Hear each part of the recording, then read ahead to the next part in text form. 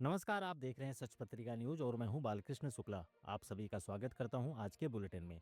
आज के बुलेटिन की शुरुआत करते हैं विधायक हंसराज पटेल द्वारा उठाई गई बड़ी मांग से। उसके बाद दिखाएंगे क्षेत्र की तमाम बड़ी खबरें।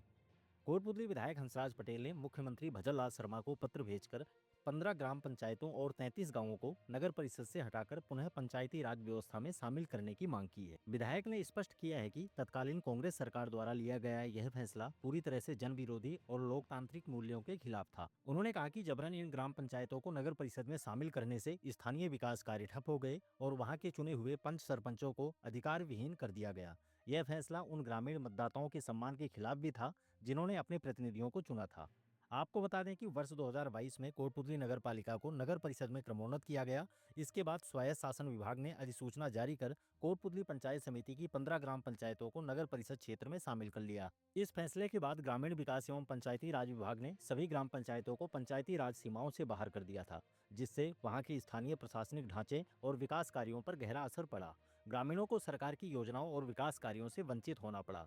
तत्कालीन कांग्रेस सरकार ने ग्राम पंचायत पनियाला, खेड़की मुक्कड़, सांगटेड़ा, रामसिंहपुरा, खेड़की वीरभान, बामनवास, जगदीशपुरा, चतुर्भुज, सरुण, कांसली, मोहनपुरा, सुंदरपुरा, कल्याणपुरा खुर्द, अमाई और गोनेड़ा को नगर परिषद में शामिल किया था। इस फैसले के कारण ग्रामीण क्षेत्रों में विकास ठप पड़ गया और स्थानीय प्रशासनिक व्यवस्थाओं में असमंजस की स्थिति उत्पन्न हो गई।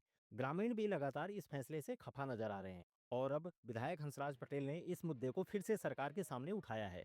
विधायक पटेल ने पत्र में मुख्यमंत्री से अपील की है कि इन पंचायतों को पुनः पंचायती राज व्यवस्था में शामिल कर ग्रामीणों को न्याय दिलाया जाए। अब देखना यह होगा कि मुख्यमंत्री इस मामले में क्या निर्णय लेते हैं। क्या ग्रामीणों को उनका हक मिलेगा, यह बड़ा सवाल है। यह मुद्दा न सिर्फ प्रशासनिक बल्कि राजनीतिक रूप से भी महत्वपूर्ण बनता जा रहा है। अगली खबर पुलिस कार्रवाई की। कोटपुतली थाना पुलिस ने अवैध मादक पदार्थों के खिलाफ कार्रवाई करते हुए अवैध गांजा बरामद कर एक आरोपी को गिरफ्तार किया है। यह कार्रवाई जयपुर रेंज आईजी अजय पाल लांबा द्वारा चलाए गए एरिया डोमिनेशन अभियान के तहत की गई। एसपी राजन दुष्यंत के निर्देश पर एएसपी वैभव शर्मा व डीएसपी राजेंद्र कुमार बुर्डक के सुपरविजन में थानाधिकारी राजेश कुमार शर्मा की अगुवाई में विशेष टीम गठित की गई थी।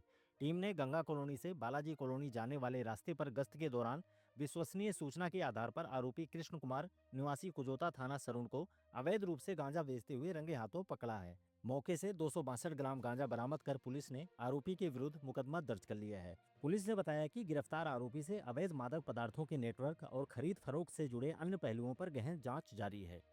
अब ट्रेनिंग कैंप से जुड़ी खबर। कोटपुतली पंचायत समिति परिसर में बुधवार को आशा कार्यकर्ताओं के लिए विशेष प्रशिक्षण सत्र आयोजित किया गया, जिसका मुख्य उद्देश्य ग्राम पंचायतों को आत्मनिर्भर और सशक्त बनाना था।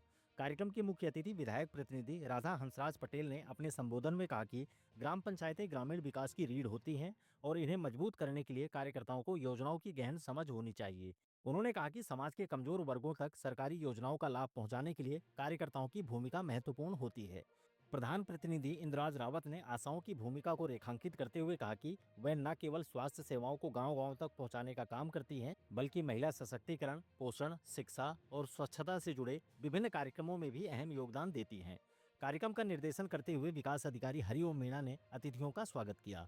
कार्यक्रम में अतिरिक्त प्रशासनिक अधिकारी श्याम सिंह तंवर, सहायक प्रशासनिक अधिकारी प्रमोद कुमार सोनी, सहायक विकास अधिकारी रामोतार यादव, प्रगति प्रसार अधिकारी Sher Singh Kataria, लेखाधिकारी Sumit Kumar, block coordinator Ankit Kumar Sharma, cashier Gangaram गुजर ने भी अपने विचार साझा किए और ग्राम पंचायतों के 9 स्तंभों पर जोर दिया, जिनका पालन करने से पंचायतें स्वावलंबी और मजबूत बन सकती हैं।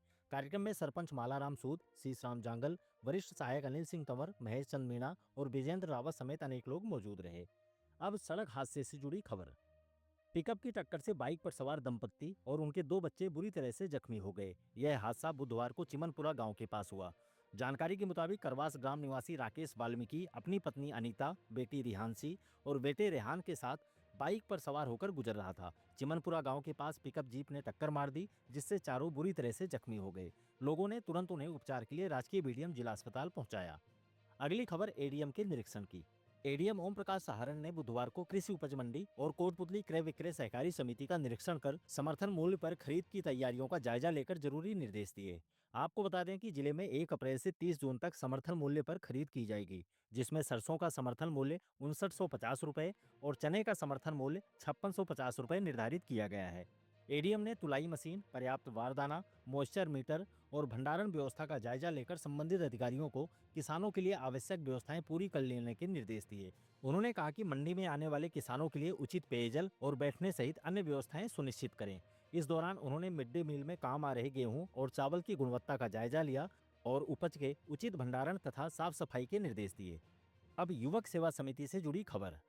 हर साल की परंपरा को निभाते हुए युवक सेवा समिति का सेवा दल बुधवार को बिलाली माता मेले के लिए रवाना हुआ। इस दल की अध्यक्षता डॉक्टर के.एम. गुप्ता ने की, जबकि दल की अगुवाई सुरेंद्र पालीवाल ने की। इस अवसर पर एसडीएम ब्रजेश कुमार चौधरी ने हरी झंडी दिखाकर सेवा दल को रवाना किया। मेले में हवलदार बिरदेश चंद सैनी, रामोतार गुप्ता, दिनेश चौकड़ायत, सियाराम बंसल, राम कुमार, रोहिताज सैनी, प्रमोद सैनी, रामनिवास पटेल, विनोद मीणा, महेश सैनी, उमराव हवलदार, महावीर प्रसाद मीणा सहित कई लोग अपनी सेवाएं देंगे। इस मौके पर भाजपा मंडल अध्यक्ष अरुण सैनी, पूर्व अध्यक्ष रमेश रावत, राकेश सैनी और दाताराम शर्मा सहित अनेक लोग मौजूद रहे। सेवा दल मेले में श्रद्धालुओं की सहायता करेगा और जरूरतमंदों को हर संभव मदद उपलब्ध कराएगा। अब देखते हैं वकीलों का आंदोलन। कोटपुतली में जिला न्यायालय खोलने की मांग को लेकर वकीलों का आंदोलन बुधवार को लगातार 35वें दिन भी जारी रहा। अभिभाषक संघ के अध्यक्ष उदय सिंह तंवर के नेतृत्व में वकील भूख हड़ताल और धरने पर बैठे रहे। इस दौरान एडवोकेट डीके सैनी, बदलू राम, सुशील यादव, निरंजन कुमावत और नवीन कुमार मीणा ने क्रमिक अनशन किया। धरना स्थल पर वकीलों ने जमकर नारेबाजी की और आंदोलन की आगे की रणनीति पर चर्चा की। इस दौरान वरिष्ठ अधिवक्ता ऋषपाल चौधरी, सागरमल शर्मा, अमर सिंह पूनिया, सुरेश चंद मीणा, अशोक सैनी, राजेंद्र चौधरी, योगेश सैनी, के शर्मा, विजय सैनी, सुभाष चंद्र गुर्जर समेत बड़ी संख्या में वकील मौजूद रहे। वकीलों ने साफ कहा है कि जब तक सरकार कोटपुतली में डीजे कोर्ट खोलने का आदेश जारी नहीं करती, तब तक उनका आंदोलन जारी रहेगा। लगातार चल रहे इस आंदोलन से सरकार पर दबाव बढ़ता जा रहा है। वकीलों का कहना है कि अगर जल्द निर्णय नहीं लिया गया तो वह उग्र आंदोलन करने से भी पीछे नहीं हटेंगे। अब देखना यह होगा कि सरकार कब तक उनकी मांगों पर ध्यान देती है। अब उपराष्ट्रपति से हुई भेंट की खबर। देश के उपराष्ट्रपति जगदीप धनखड़ से बुधवार को राजधानी नई दिल्ली में प्रदेश के पूर्व गृह राज्य मंत्री राजेंद्र सिंह यादव और पूर्व कैबिनेट मंत्री लालचंद कटारिया ने शिष्टाचार भेंट की। इस मौके पर उन्होंने उपराष्ट्रपति धनखड़ और उनकी धर्मपत्नी श्रीमती सुदेश धनखड़ से हालचाल जानते हुए स्वास्थ्य की जानकारी ली और उनकी कुशलक्षेम पूछी। आपको बता दें कि राष्ट्रपति धनखड़ पिछले दिनों बीमार होकर एम्स में उपचार के लिए भर्ती हुए थे। अगली खबर कृषि विज्ञान केंद्र से। कोटपुतली के गोनेला ग्राम स्थित कृषि विज्ञान केंद्र में बुधवार को जैविक खाद पर किसान प्रशिक्षण शिविर का आयोजन किया गया। इस दौरान विशेषज्ञों ने किसानों को जैविक खाद की उपयोगिता, निर्माण विधि और इसके लाभों के बारे में विस्तृत जानकारी दी। वरिष्ठ वैज्ञानिक डॉक्टर सुपर्ण सिंह शेखावत ने किसानों को जैविक खाद बनाने की विधि समझाते हुए बताया कि यह खाद मिट्टी की उर्वरकता बढ़ाने और पर्यावरण को संरक्षित करने में मददगार है। उन्होंने किसानों को इस खाद के लिए भारत सरकार की योजनाओं के बारे में भी जानकारी दी। वैज्ञानिक डॉक्टर राम प्रताप ने जैविक खाद में मौजूद पोषक तत्वों के लाभ बताए, जबकि डॉक्टर सरदार मल यादव ने इसके स्वास्थ्य लाभ और मिट्टी में मौजूद लाभकारी जीवाणुओं के संरक्षण की बात कही। इसके अलावा बार माल्ट इंडिया प्राइवेट लिमिटेड के स्वाना के अंकित शर्मा ने कंपनी में जैविक खाद तैयार करने की प्रक्रिया और उसके फायदों के बारे में जानकारी दी। कार्यक्रम में सुनील कुमार गुर्जर, राकेश कुमार बैरवा, लोकेश कुमार गुर्जर सहित क्षेत्र के कई प्रगतिशील किसानों ने भाग लिया। अब सैनी समाज से जुड़ी खबर। महात्मा ज्योतिबा फूले की जयंती के उपलक्ष्य में 11 अप्रैल को सैनी विकास संस्था संगठन द्वारा विभिन्न कार्यक्रम आयोजित किए जाएंगे। इसी लेकर संगठन से जुड़े लोगों की एक बैठक आयोजित हुई, जिसमें फूले जयंती पर विशाल रक्तदान शिविर, सांस्कृतिक कार्यक्रम और निःशुल्क वैदिक चिकित्सा शिविर आयोजित करने का निर्णय लिया गया। शहर के गौशाला रोड पर green valley senior secondary school में प्रस्तावित यह जिला स्तरीय कार्यक्रम सुबह 11:15 से शाम 4 बजे तक चलेगा। इस दौरान कैलाश सैनी द्वारा वैदिक चिकित्सा पद्धति से विभिन्न बीमारियों का उपचार किया जाएगा। बैठक में सैनी महासभा के जिलाध्यक्ष बबलू बबेरवाल, महेश जबालपुरिया, पूरणमल सैनी, राम रतन सैनी समेत कई व्यक्ति मौजूद रहे। और अंत में बिजली बंद की सूचना। 132 केवी जीएसएस पाउटा से निकलने वाले 33 केवी फीडर खेलना पर आवश्यक मरम्मत कार्य के चलते गुरुवार को दोपहर 12 से शाम 5 बजे तक बिजली बंद रहेगी।